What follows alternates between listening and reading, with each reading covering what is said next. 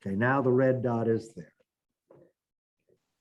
Fill us with your love, O Lord, and we will sing for joy. Fill us with your love, O Lord, and we will sing for joy. Teach us to number our days aright, that we may gain wisdom of heart. Return, O Lord, how long? Have pity on your servants. Fill us with your love, O Lord, and we will sing for joy. Fill us at daybreak with your kindness, that we may shout for joy and gladness all our days. Make us glad for the days when you afflicted us, for the years when we saw evil. Fill us with your love, O Lord, and we will sing for joy. Let your work be seen by your servants, and your glory by their children. And may the gracious care of the Lord our God be ours. Prosper the work of our hands for us. Prosper the work of our hands. Fill us with your love, O Lord, and we will sing for joy.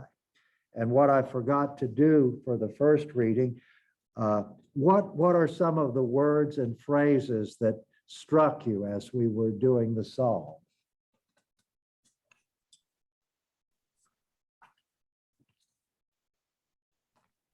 Joy. Joy, joy.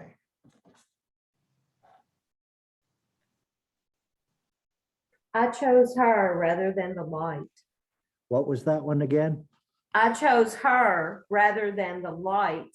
I chose, okay, that's the first one. That's the first reading. We're doing the psalm now. Oh, all right. Okay. Okay.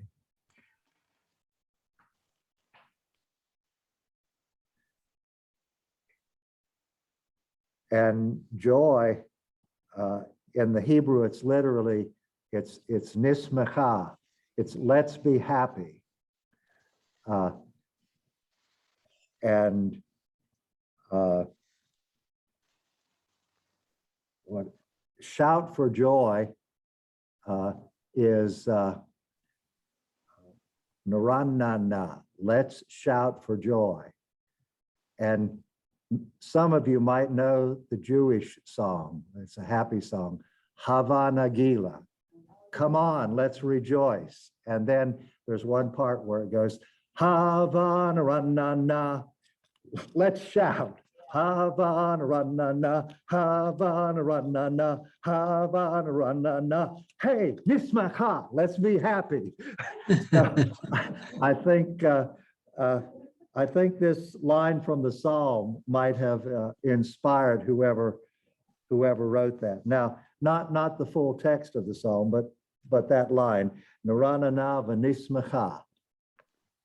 Any other words or phrases? May the gracious care of the Lord our God be ours.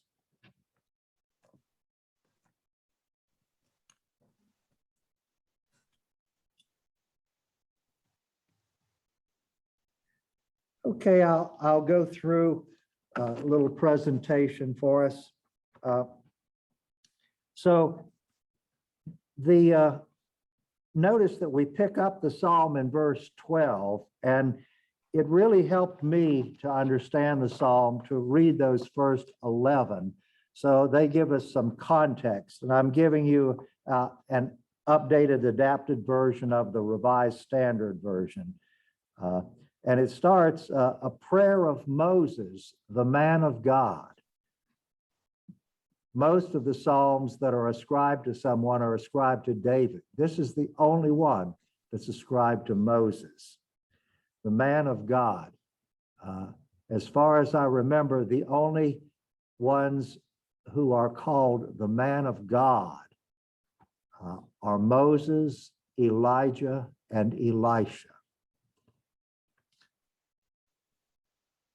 Lord, you have been our dwelling place in all generations. Before the mountains were brought forth, or ever you had formed the earth or the world.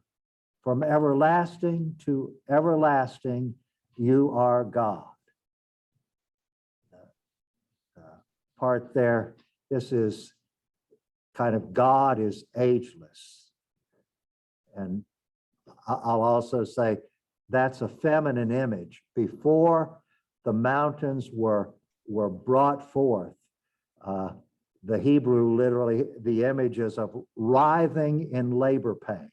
It's a feminine image of them being born. In contrast to the agelessness of God, who's been around since before there were mountains, you turn people back to the dust and say, turn back, O children of Adam, for 1,000 years in your sight are as but yesterday when it's past, or as a watch in the night. You sweep people away. They are like a dream, like grass which is renewed in the morning. In the morning it flourishes and is renewed. And in the evening it fades and withers. These divisions are from the New American Bible, not the NRSV. So the second stanza. For we are consumed by your anger. By your wrath, we are overwhelmed. Often biblical poets regard death, disease, war, disaster as signs of God's anger. Say more about that maybe later. You have set our iniquities before you, our secret sins in the light of your countenance. For all our days pass away under your wrath. Our years come to an end like a sigh. The years of our life are 70, or even by reason of strength, 80. Yet their span is but toil and trouble. They are soon gone, and we fly away. Who considers the power of your anger and your wrath, great as the fear it inspires? So that's the first part of the psalm that didn't make the liturgy. To appreciate the poem, a little bit of historical context, you have to realize that it comes from centuries before resurrection was revealed. Throughout most of the Old Testament, until about 170 years before Jesus, there was no hope of life after death.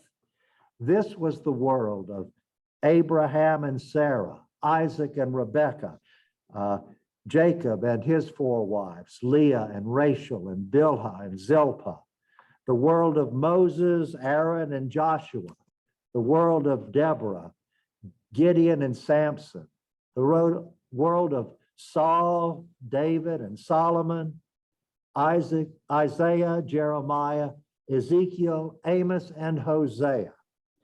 These people served God, hoping for a reward in this life. And if they rejected God, they expected to be punished in this life. If they were very good, they hoped God would bless their descendants after them if he hadn't finished blessing them. And if they were very bad, they would be afraid that God would punish their descendants after them. Because the Lord was merciful, he punished for 3 or 4 generations, but he rewarded for thousands of generations. The liturgical context. And I'm going to give you, this is from Reginald Fuller's Preaching the Lectionary. He's Anglican, but it's published by Liturgical Press. He's commenting on the Catholic lectionary, which the Anglican lectionary is very close to it. And as a matter of fact, the Episcopalians in America like the Roman lectionary better than the Anglican lectionary, so they use ours most of the time. Fuller says, as the first stanza shows, it is influenced by wisdom theology, that we may get a heart of wisdom. This is its link with the prayer of Solomon in the first reading. And then Fuller says, and one might have expected the refrain to highlight this point. So instead of something like, fill us with your love, O Lord, and we will sing for joy, grant us your wisdom, O Lord, and we will be filled with joy, something like that.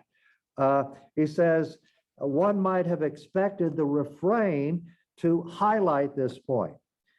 Fuller, if you read his commentary, is not shy about commenting if he thinks that liturgists have done a poor job, and I find his honesty refreshing. There are so many popular presentations on Catholic liturgy, and I'm thinking right now of a series of videos that I saw by a certain bishop who will remain anonymous. From those presentations, you would think that the Roman liturgy was now perfect and it was no longer in need of serious reform. You won't get that idea from reading Fuller. He has a great love for the liturgy, a great respect for the liturgy, but where it can be better, he says so. Does anyone want to read those psalm verses from another, or shall I do it from the? Let me go ahead since I've got it right here. In the Canadian edition, yes. If you go to Mass in Canada, you hear these things in the New Revised Standard Version. Its strong point is that it's very inclusive in its language for men and women.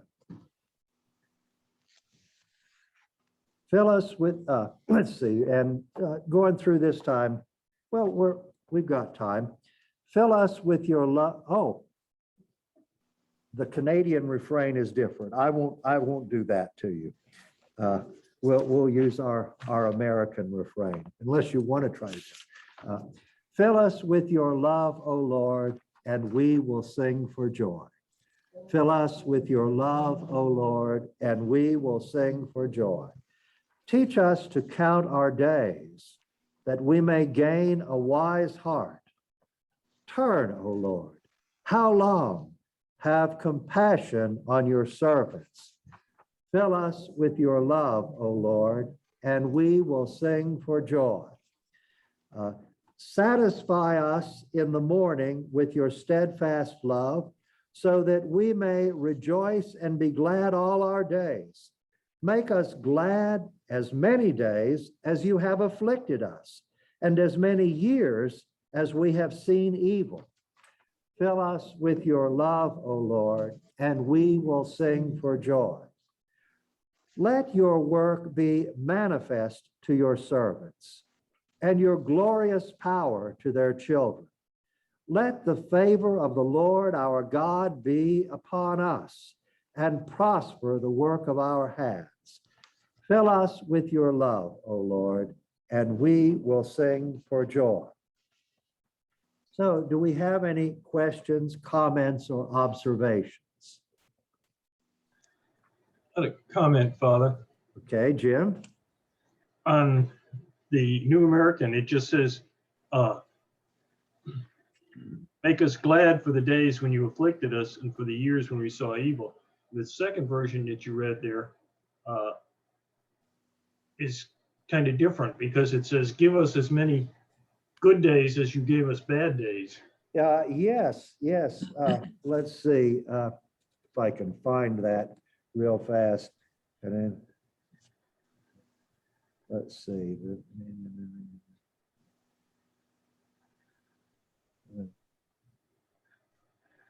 Actually, I'm having trouble finding the exact cut. Let's see, that was in the reading, so it's got to be from 12 on.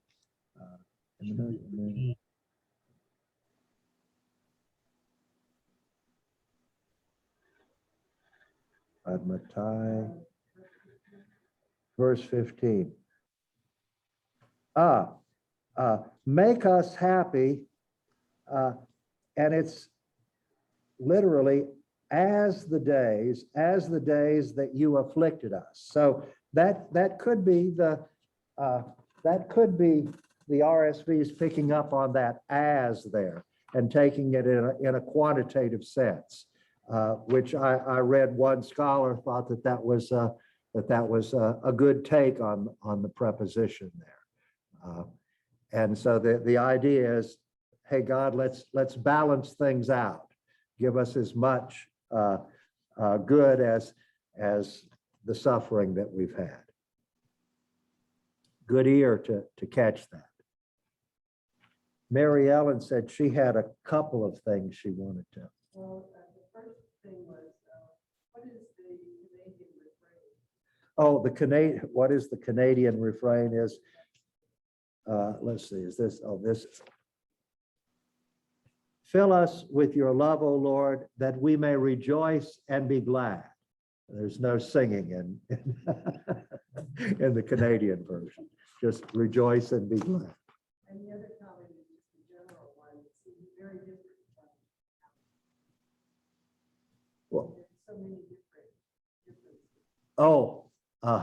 Yeah, so there are quite a few differences in the translations, and that's why when I'm teaching for credit and students are working on a passage, I make them compare at least 3 different translations, and especially if it's a poetic passage.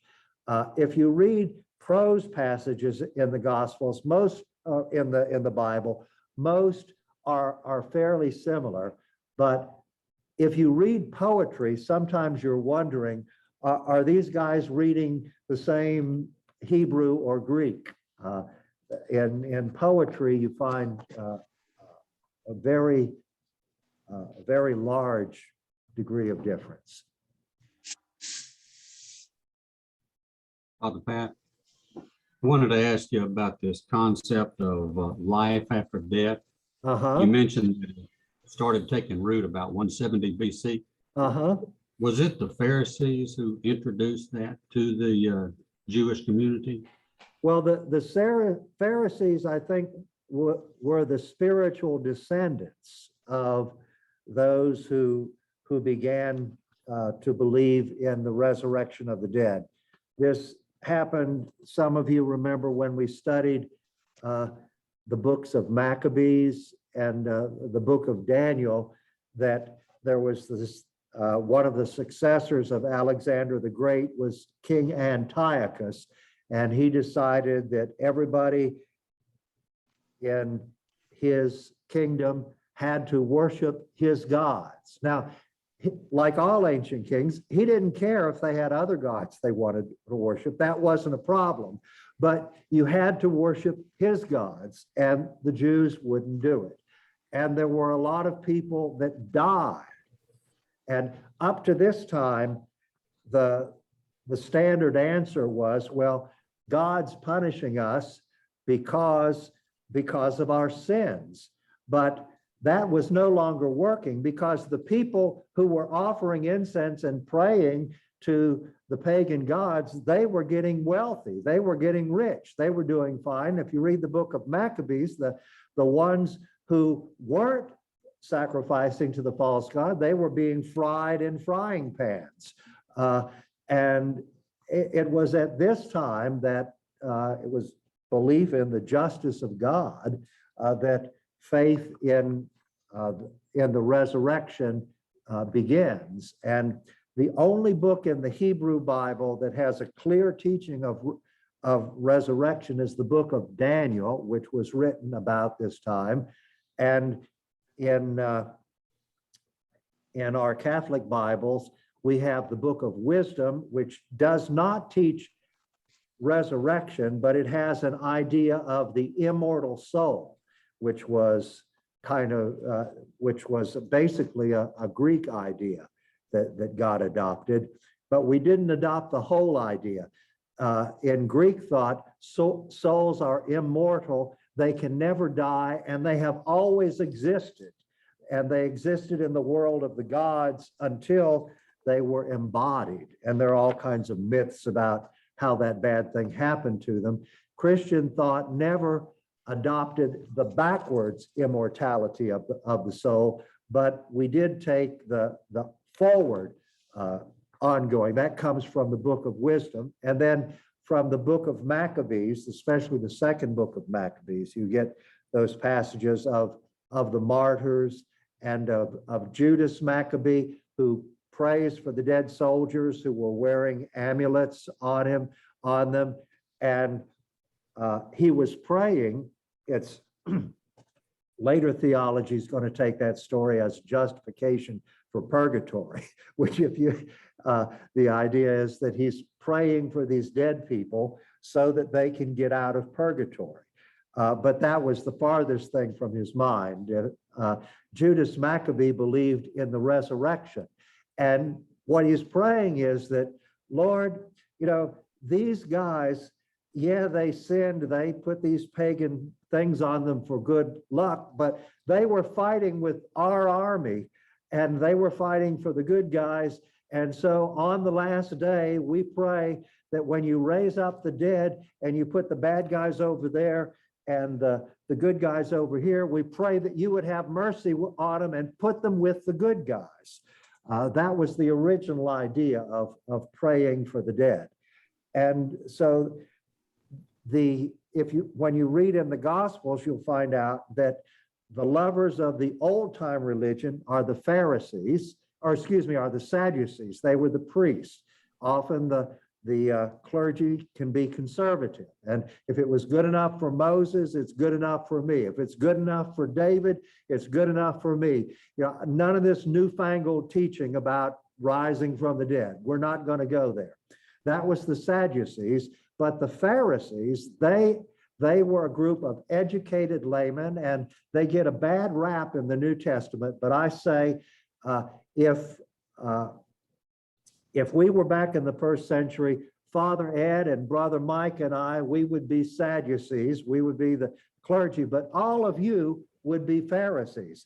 Pharisees were those who they did extra for God.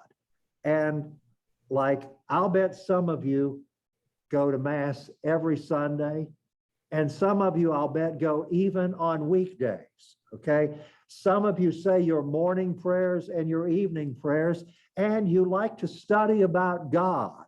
The Pharisees did all those things. That was what was characteristic of them. These are, and often when we say Pharisaical, we don't mean someone who's pious and studious. We use it to mean hypocritical, which is, I try to get my students not to use the word in that fashion. We have enough Christian hypocrites that we don't have to talk about Jewish ones. So in answer to your question, Pat, this idea was fairly new, and the Pharisees were the descendants of those who died for the law. And you can think, like if your great-great-grandfather gave up his life rather than eat pork, okay, and then someone comes along and declares that all food is clean, and that being a strict observer of the Lord, of the law of Moses, isn't that important, you might get mad at him, okay? And one of his lines in the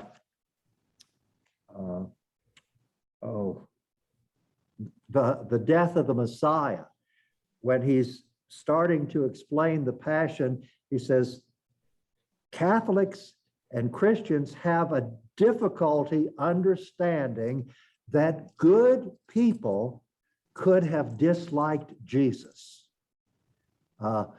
And that's kind of hard to get our head around it. But the more that you understand of how the Pharisees were, and Brown says that Jesus would probably get the same response if he pushed some hot button issues today, like the way Christians ought to relate to gay and lesbian people, or the role of women in society, if he pushed any of our, or how the church ought to relate to those who are divorced and remarried.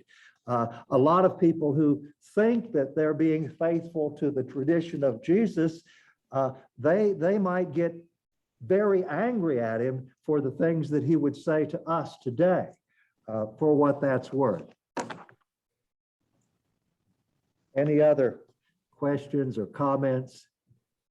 Father, I have a question. Okay. You mentioned Judas Maccabeus, the way he was praying for the dead guys. Uh-huh. But what I wanted to know was, who was the first Jew around that time who actually had the conception of being raised from the dead? Did he originate that idea? I don't think anyone knows who the first guy was. It seems, sometimes there's like an idea whose time has come. And sometimes there's a genius, like Isaac Newton or Albert Einstein, who sees it, like 50 years before everybody else. But if there hadn't been a genius there, sooner or later, other people would have come up with the idea. So there are certain ideas whose time has come. And so often it's a group of people who come up perhaps from studying and praying together. And the last thing I'll say before we take our break, and some of you have heard me say this about the psalm, that often biblical poets regard death, disease, war, disaster as signs of God's anger. And at one time, I thought that people who read the Bible thought that God was punishing them because they read this stuff in the Bible. But I was 16 years a hospital chaplain, 8 of them full-time. And what I found out is that even Catholics who don't read the Bible, they have this same experience. Father, what have I done to deserve this? In other words, it feels like you're being punished. And we have the word we say that somebody had a stroke. Okay, now we're so secular, but the original idea was God had smacked him. He had hit him with a whip. We don't say, well, who hit them that stroke? It was perfectly clear in the ancient world. It was God who did that. And so I think it's because when we're sick or suffering or there's been a disaster and it feels like punishment, that's why it's in the Bible. The biblical authors were putting this basic human experience into words. And so it's not that reading the Bible teaches you this, it's that human experience influenced the biblical writers. And then once we realize that, then we have a choice. Are there other ways of analyzing the experience? Is it coming because of God's anger? Well, often there's plenty to deserve that, but also when we look, when I would look out the window of the hospital from the 4th floor, and I realized that the people who were sick in here, they weren't any better morally or worse morally as a group than the ones who were down there on the street being healthy. So I'm skeptical of a necessary connection between suffering and sin, although they're frequently related in the Bible. Well, let's take a a 10, 15-minute break, and we'll come back and do the second reading and the gospel. And if anybody wants to read those, let's see, I've got, Jim is going to read the gospel from the New American Translation. And if anyone wants to do the second, a second translation, you can be preparing that. And the same for the reading from Hebrews. Don't have anybody to do that. So we'll stop the recording here.